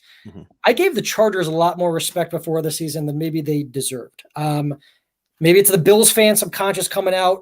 I liked what Tyrod Taylor did when he was the quarterback at Buffalo. He ended their playoff drought, 3 years ago, and maybe that still rings true with me. But I thought he meshed well with Anthony Lynn, and I thought that them going to a conservative running attack would play right into his hands. But I had the Raiders finishing third. I wasn't giving any respect to the Broncos. I didn't buy into the Broncos getting all their shiny new toys with all the rookies that they drafted, and now with Cortland Sutton, who now is out for the year. There was too many moving parts there to take them seriously. So now they seem ravaged by injuries. All right, I'm gonna play a little game here. I have not looked at these odds, so I want to say what I would make the odds right now. Okay. For them to make the playoffs, I think the juice has to be on the yes because they're 2-0. So I would guess that it's about minus 140 to make the playoffs. Am I totally way off? It is plus 137 for them to make the playoffs. Look, I went through. The juice is not on the yes. I went through all of this, right? So I went through this whole entire thing. I went through DraftKings and I'm looking, and I'm like one of those guys who I'll throw $10 here or something, just like a little thing here, just to be like whatever. Like what if the Raiders make the playoffs? Sure. And I was expecting exactly what you just said. They're 2-0 and they just beat the New Orleans Saints. What more does this team need to do? I don't understand what more they need to do. Maybe they're concerned about the division, but the division is one team right now. Yes, the Chargers could be okay, but with Tyrod Taylor probably going to miss a lot of time with this injury, if you want to even call it an injury, with this stabbing, it's a very interesting line. Plus 137 for the Las Vegas Raiders to make the playoffs when 7 teams are making the playoffs. You look at every division, look at every single division in the AFC. There is not one division there that is going to get 3 teams in my opinion. Right. And the second best team right now, in my opinion, in the AFC West is the Las Vegas Raiders. And so that means the AFC South is 9 wins going to win that division. Yeah. So let's say the Titans win the AFC South. Okay. And let's say the Patriots do end up winning the AFC East. And let's say the Ravens easily clean up in the AFC North, and then you have the Chiefs. So those 4 teams are in. The Raiders are competing with the Buffalo Bills, who I think the Bills will get in. The Indianapolis Colts, maybe. I mean, they look great in week 2. They look terrible in week 1. I want to see more before I make an opinion on that. And the Pittsburgh Steelers, who we just said, what's going to happen when they actually start playing a better team? For reference, just so you can kind of get an idea here of what they're doing with the Steelers, who are also 2-0 and obviously a more public team. To make the playoffs, What would you think the Steelers should be? Because I want to see how you would get with this. Wow. With 7 teams making it, even if the Ravens run away with that division, they're going to be a wild card team. Is it over 200, minus 200? It's minus 278. Yeah. Oh, yeah. They're in love with the Steelers. Roethlisberger staying healthy all year. I mean, that team, what did they go 8-8 last year with Duck Hodges and Mason Rudolph? And I think they actually would have been. You mentioned the Rams. They would have been the 7th seed. They would have been the 7th seed. So yeah, it doesn't shock me that they're loving them. I'm glancing quickly at the Raiders' schedule. You know what's going to be an underrated huge game for you on that bet? If a crazy way the Browns end up being better than we give them credit for, you're at the Browns in the middle of the season. That's a good point. And actually the Browns, Vegas is kind of showing the same amount of respect they're showing the Raiders, plus 118 to make the playoffs. So actually giving better odds to the Browns to make it than the Raiders. Look, could be an overreaction to the fact that they just beat the Saints, but you win a home game against Drew Brees and the Saints, even without Michael Thomas, after being down 10-0, and you bounce back without the fans to bring you back into that. That's good coaching, and that's good quarterback. Derek Carr looks good this year. And the Raiders last year, remember, started off the season very, very well and fell apart because Derek Carr started to play like garbage. If Derek Carr plays well throughout the entire season, I'm just throwing it out there, sneaky 7 seed at what I would consider to be good odds for a team that is 7 wins away from making the playoffs. You have me fascinated now. I can't help but look through all their schedule. They play home to the Bills next week. Okay. So coming off a game against the Pats, if they go 1-1 in those games, which they easily could, that's huge for your bet. They're home to the Colts in week, I believe it's 14. That's a humongous game for that bet. And when they go in, that's home, a home game there. I like it because of how the schedule is laying out. Yeah, I know what you're saying, and that's a good way that you looked at it. It's a very logical way to look at it. If your 4 division winners, they're not going to win the division, right? Mm-hmm. The Bills and Steelers do look awfully safe, at least in the present time, to get it. So do you not like the bet because you're squeezed into that one last spot, or do you look at it and say, but who's better than them to compete for that last spot? And if you're getting plus odds, man, you knew how off I was on my prediction. So well done, my man. Yeah, now I'm fascinated to follow this the rest of the way. The best, any of my own coin on it, but you got me interested, man. You got me. And I got it all written down here so we can keep an eye on it. Like I said, the Rams division is something I'm waiting on, but the other 4 I'm going to do. Best bet I ever made was the Indianapolis Colts to win the division the last year Andrew Luck played. Or not to win the division, I'm sorry, to get the wild card. I actually bet them to get the wild card because I thought they would lose the division to the Texans, which they did. They went into Houston in the first week and they won. It's the best bet ever. They were plus 450. The season before, Andrew Luck didn't play. Right. And now he's coming back, and I'm like, what am I missing here? And it came down exactly to what you just said. That was when there were still just 2 wild card teams, but I said to myself, who else is getting it?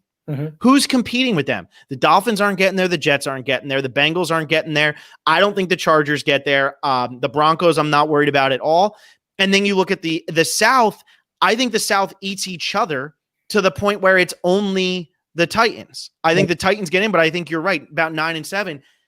I really think that all the Raiders have to do is go 9-7 and they get into the playoffs. I'll take those odds because they control their own destiny and they're playing a lot of the teams that can steal the spot from them. So those are mine. Real quick, I know we're up against it. No, you're fine. Go ahead. A 2-minute answer. Do you give the Texans any chance to win the division? No. Okay. Neither do the odds makers because they're at plus 700 right now. They were an interesting team to me. I actually bet them under the season win total because of how they started the season. Playing at the Chiefs, coming home to Baltimore, and now they're at Pittsburgh. I knew that smelled like it had 0-3 written all over it. And given how, under fired Bill O'Brien came for trading away DeAndre Hopkins, I thought there was a little bit of a snowball effect there. I wanted to pick your brain. I'm with you. So don't get me wrong. I'm with you. And I think plus 700 is even too little for me to take a bite at it.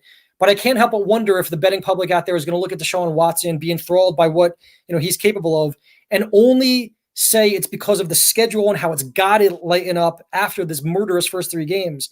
Are we buying them low at the right time? I'm with you, but I didn't know if the plus 700 was going to be tempting to you.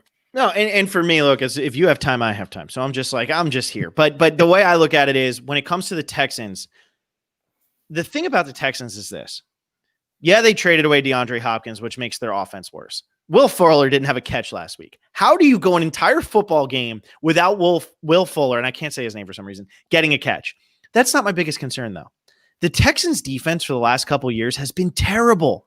They're a bad defensive team, and that's gone unnoticed because of how exciting Deshaun Watson was, because of how exciting DeAndre Hopkins was. But David Johnson, great week 1. What did he do in week 2? Nothing. Duke Johnson's out already, so there's no way to really take some of the pressure off of David Johnson. Will Fuller is clearly not a number 1. He's so injury prone. And that defense, because they have J.J. Watt, and J.J. Watt is always out and always injured, people are like, well, if they had J.J. Watt, they'd be better. It's a lie. It's false. They wouldn't be better with JJ. They're just not a good defense. And I know that they just played 2 of the best. What was that? You say, does he play receiver too? Because that's a glaring. Yeah. And the thing is, like, he's not playing in the secondary. He's only on the defensive line. And while that can affect the secondary, obviously it's not enough. And when I look at just how this team is built and what they're going against, yes, they just played against the Chiefs, and yes, they just played against the Ravens. Lamar Jackson's numbers in week 2 were pedestrian, and they still lost by 17. Yep. And Lamar Jackson didn't do anything. He's on my fantasy team. I think he got me 20 points or something like that, which for Lamar Jackson is very low. So maybe I'm contradicting myself and saying, well, maybe their defense is better. No, it's because the Ravens just dominated them in every facet of the game. And as we saw this week, the Chargers could play with the Chiefs. I know it was opening night. I know the Chiefs, are defending Super Bowl champs and all that. I don't see it, man. Look, the division's not great, but who's going to knock off the Titans? I think you're already in a 2-game hole against the Titans. Yes, you still play them twice, but I think it's too big of a hole. As we all know, Derrick Henry gets better from week 10 on. Mm-hmm. If the Titans are already 2-0 and they're already clicking, by the time week 10 rolls around, if they're 5-5, 6-4, whatever it would be with their bye, they just got it. They're going to win they're going to win 4 of their last 6 games. That's essentially what I'm saying. I had a feeling you were going there. Scrolling through the odds, it seemed like the only, we always look for value. It seemed, aside from the Rams, who are a nice value plus 300, it seemed like the only kind of value played, because every team that has the third best odds now to win their division don't seem like they have any chance in the world. Mm-hmm. And maybe it's just the mirage that Deshaun Watson is, one day possibly going to win an MVP. He's an MVP caliber type of talent. There's just no other value out there other than, there's minimal value. It depends on what you consider value. The Pats getting plus odds is value. It's not as eye-popping as plus 700. No. So, let me ask you one more, and then we really will be done, everybody who's been with us for an hour and a half. Thanks. I know it's great. It's always fun, though. I mean, like, this is the type of, I could talk about this for 5 days. But Atlanta Falcons plus 1,100. Chasing the Saints, who are 1-1, chasing the Bucs, who are 1-1. Falcons are 0-2, coming off an absolutely devastating loss. We just talked about how the Falcons this week, it's a get-right week. They moved to 1-2. Okay. Saints, tough game against the Packers. Bucs, they're 6-point favorites on the road, however. Any value in taking the Falcons at plus 1,100 as just hanging around long enough early on, and these first 2 losses not actually killing them? Yeah, it's funny you say that, because I just got to mention there is no other value, and maybe they are, because I was going to throw out there the Saints don't look like the Super Bowl contender that I thought that they might have been, at least through week 2. I think Drew Brees, Father Time catches up to everybody, and I think it is here slamming the door instead of one of these gradual kind of declines. Now, you're gonna argue with me that it was only just based off of one week's performance, but that was a telling week, and without Michael Thomas, he looked just, if he didn't have Brees on the back of his jersey, you wouldn't think that he's, the guy who set all these passing records, from the league. So, the Tampa Bay Buccaneers are still going to go through their growing pains, right? They're still going to be a work in progress. From week 11, 12 on, are they going to be a juggernaut? It's possible. It's possible. I do give Bruce Arians some sort of respect there. Maybe I give Tom Brady more respect than the actual head coach. But I don't think anybody's going to run away with the division, which means I think that when I make these season-long bets, I always think, what's the morale going to be like? If the Falcons ever bury themselves 3-4 games back, is there going to be that rah-rah, banging your head against the locker room, let's go attitude now that this NFC West is kind of within our division? So I think if you're making that bet, you have to be relatively confident that they're going to be in the ballpark, that they're going to be lingering. With their defense, as bad as it is, it's just a risky proposition to have to ask Matt Ryan week in and week out, throw your 350, 400 yards and 3 touchdowns, or else we don't have a shot. So the price is right for sure. I mean, if it was anything less than plus 1,000, I'm not even touching it. Plus 1,100 is maybe enough to heighten the senses a little bit, but they have to stay within range, because again, once they get 3 games out, I think it's I think Dan Quinn loses that locker room, as they've done so much in the past. They played hard for him last year because they knew it would save his job. But just hear me out on this, because this is their schedule coming up. They have to win this week against the Bears. We're in agreement on that. They're favored. It was one of our better bets for the week. Yep. We are all on the Falcons, winning that game, thinking they get that done. Okay. They got to win that. Then they go to Green Bay. Good chance they lose that, drop to 1-3. Let's just count that one as a loss. Mm-hmm. Then they go Panthers at the Vikings. Vikings obviously not so scary right now. Home against the Lions, at the Panthers, home against the Broncos. That could be a 4-0 stretch, right? I mean, realistically, I'm not even. That could be a 4-0 stretch right there. What they do offensively feeds right into the hands and the blueprint of how to beat the Vikings. So the fact that game is even on the road does not worry me in the slightest. Yeah. So if they get through their first, you need them to go. All right. So in the next 3 weeks, where it's home Bears, at Packers, home Panthers, you need 2-1 minimum, right? 2-1 minimum. Yeah. You need 2-1. Yeah. And the thing is, if they start 1-3, let's say they lose to the Packers, and then they rattle off 5 straight wins, they're suddenly 6-3, which, in my opinion, would be right on level with the Saints and the Bucs. I think about 6-3 is right for both of those teams. Go into their bye week in week 10, come out of it in week 11, travel into New Orleans, coming off a bye. That's good for your schedule, going on to play arguably the hardest team on the road after that. But I agree with you. Drew Brees doesn't look the same. Tom Brady doesn't look the same. Matt Ryan is the best quarterback in that division right now. Can his team get him a win? They are an onside kick recovery away from being tied at 1-1 with all the other teams in that division, and probably having these odds look a little bit more like plus 500 than plus 1100. I'm gonna be the buzzkill though. Here's what I don't like about it. Do you know when they play the Buccaneers? Yeah, twice in the last 3 weeks. Twice in the last 3 weeks. So we're talking about how much better the Bucs are going to get, and you want to get them early. There's that.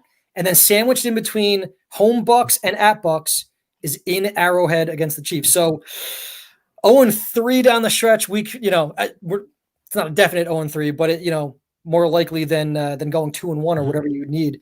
That might be the buzzkill in that argument. But no, dude, what more can you ask for at plus 1100? Yeah, you want a chance. That's a realistic chance. You're not. Who else is around that range? I think I saw Miami at or the Washington football team is plus 900 to win the NFC East. No way. Cleveland Browns plus 1,000 to knock off the Ravens and win that division. They just lost 38-6 to them. Come on. Right.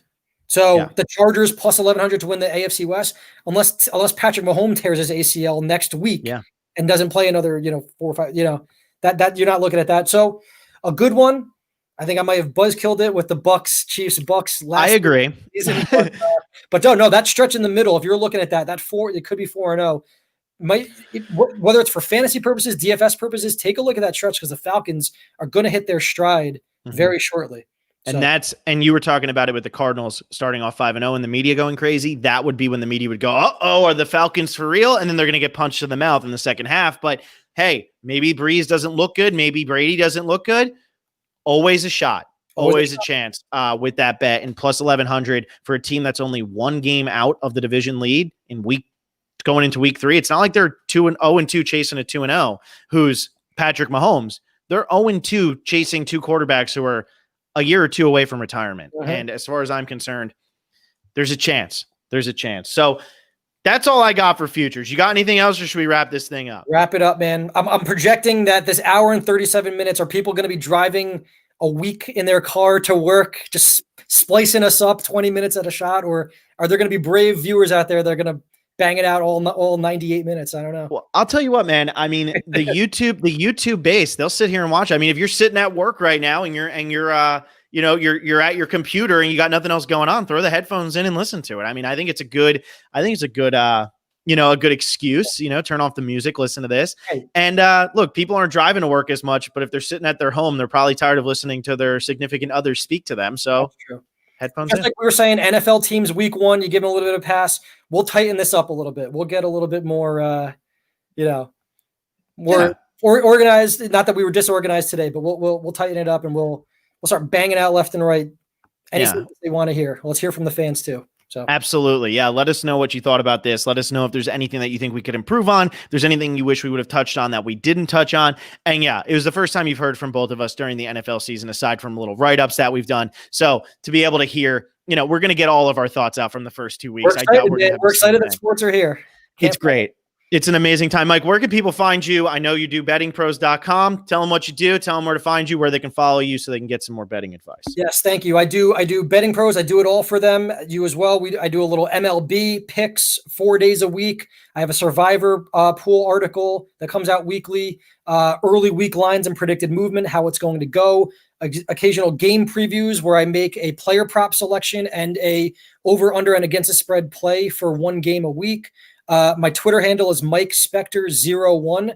Would love to get up to 1,000 followers. I've been hanging around the 950 mark for a while now. So I need some more bets to go my way, and I think more will follow on the train. But I promise you more winners than what happened last week. That was a train wreck. So yeah, every bad week's going to have a good one.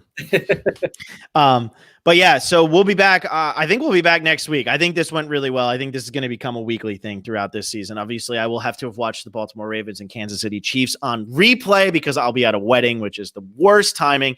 People got to put their love on hold for my viewing pleasure. But we'll be back at some point next week. Make sure to follow both of us on Twitter. We'll put that out there. And thanks for listening. And good luck with everything we just told you. It's going to hit.